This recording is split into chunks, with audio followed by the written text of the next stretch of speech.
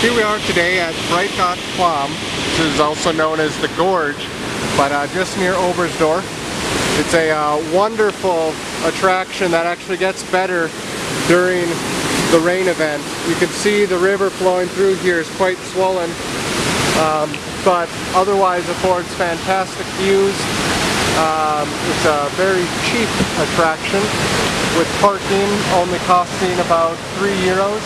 And if you're staying in Oberstdorf, you'll actually be a part of a tourist card, which will give you 25% off on your visit.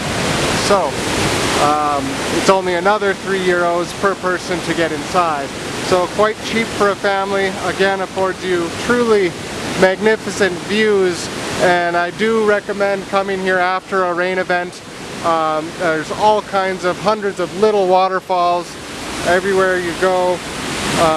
Very pretty nature scene to enjoy. We'll get you a second video here to enjoy in just a second.